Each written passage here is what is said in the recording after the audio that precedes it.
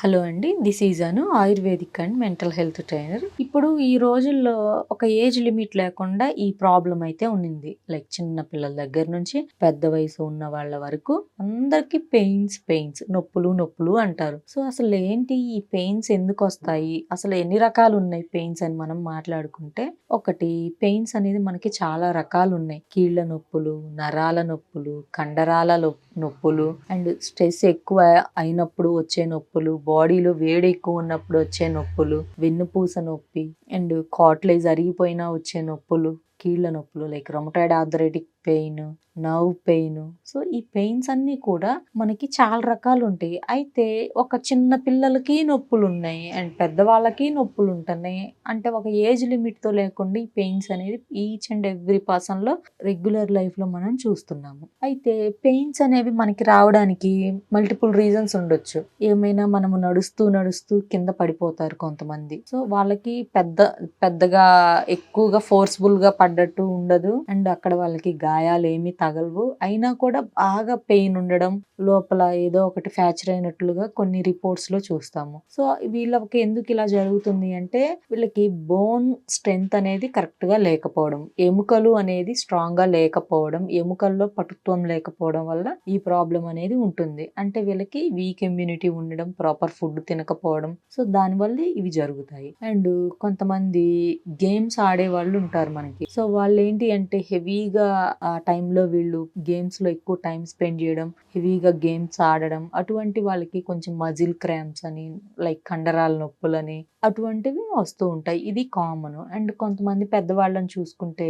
Like వెనకటి రోజుల్లో, like పెద్దవాళ్ళనే కాదు, వెనకటి రోజుల్లో కొంచెం హార్డ్ వర్క్ చేసే పర్సన్స్ ఎక్కువగా ఉంటారు.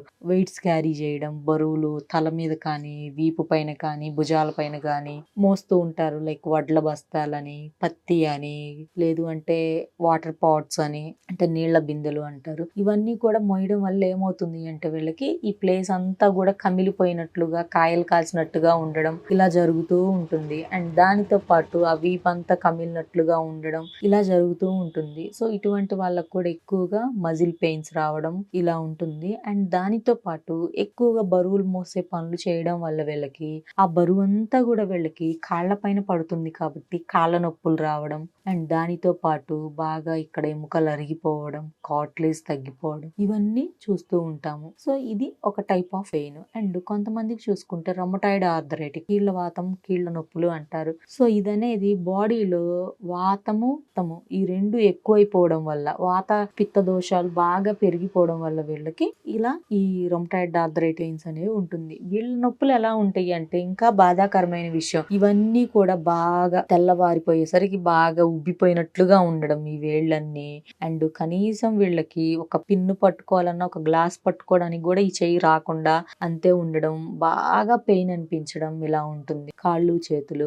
అండ్ దానితో పాటు కొంతమందికి ఫేస్ కూడా స్వెల్ అయి ఉంటుంది. ఇవన్నిటిని రొమటాయిడ్ ఆర్థరైటిక్ పెయిన్స్ అంటారు. ఇది ఒకటి. ఇంకొకటి చూసుకుంటే, కొంతమందికి ఇక్కడ నరాలన్నీ కూడా ఉబ్బినట్లుగా ఉంటాయి. అండ్ దానితో పాటు కొన్ని వైరల్ ఇన్ఫెక్షన్స్, కొన్ని ఫంగల్ ఇన్ఫెక్షన్స్ ఉన్నప్పుడు బాగా నరాల నొప్పులు అంటారు. బాగా గుంజినట్లుగా ఉంటుంది. ఇవన్నీ కూడా ఏమైనా నర్వ్లో ఇన్ఫెక్షన్ ఉన్నా, లేదు అంటే నర్వ్లో ఏమన్నా బ్లాకేజ్ ఉన్నా, నర్వ్ అంటే నరంలో ఏమైనా ఇన్ఫెక్షన్స్ ఉన్నా, అండ్ ఏమైనా బ్లాకేజెస్ ఉన్నా, లేదు అంటే ఏమైనా నరాల వాపు ఉన్నా కూడా ఇటువంటి నొప్పులు అనేవి ఉంటాయి.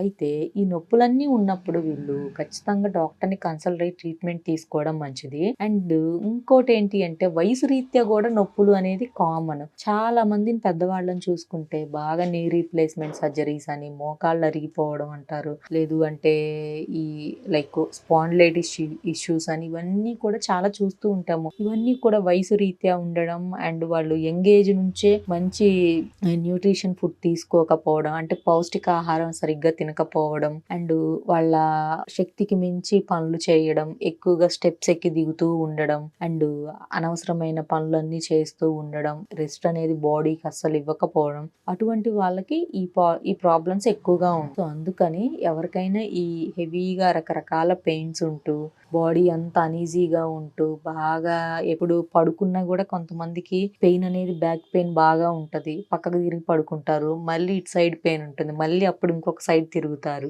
మళ్ళీ బోర్ల పడుకుంటారు. పాపం ఎలా పడుకున్నా కూడా నిద్ర పట్టకుండా ఈ నొప్పులతో శరీరం అంతా కూడా ఎప్పుడు చురుకులు పోట్లాగా ఉంటూ చాలా ఇబ్బందికరంగా ఉంటారు. కొంతమంది ఆ నొప్పులు తట్టుకోలేక ఆ నొప్పులకి నిద్ర పట్టగా స్లీపింగ్ పిల్స్ తీసుకోవడం, అండ్ కొంతమంది ఆల్కహాల్ తీసుకోవడం, అండ్ కొంతమంది డ్రగ్స్ తీసుకోవడం, కొంతమంది బాడీ మసాజ్ చేయించుకోవడం బాడీ రిలీఫ్ కోసం ఇలా చేస్తూ ఉంటారు. ఇవన్నీ కూడా టెంపరరీ రిలీఫ్ మాత్రమే. బట్ పర్మనెంట్ గా క్యూర్ అవ్వాలి అంటే రూట్ కాజ్ ఏంటో తెలుసుకోవాలి, అండ్ డైట్ ని మోడిఫై చేసుకోవాలి, కొన్ని ఎక్సర్సైజెస్, యోగా, మెడిటేషన్స్ లాంటివి అలవాటు చేసుకొని న్యాచురల్ మెడిసిన్ కావాలి అని అనుకుంటే ఇవన్నీ ఫాలో అయ్యి న్యాచురల్ గా సైడ్ ఎఫెక్ట్ లేని మెడికేషన్ తీసుకుంటాము అనుకుంటే మన ayurvedic clinic and mind health clinic లో ఇవన్నీ అవైలబుల్ ఉన్నాయి. కావాల్సిన వాళ్ళు కాల్ చేసి అపాయింట్మెంట్ బుక్ చేసుకోవచ్చు. ఆన్లైన్ అండ్ ఆఫ్లైన్ ట్రీట్మెంట్స్ రెండు అవైలబుల్ ఉన్నాయి. Thank you.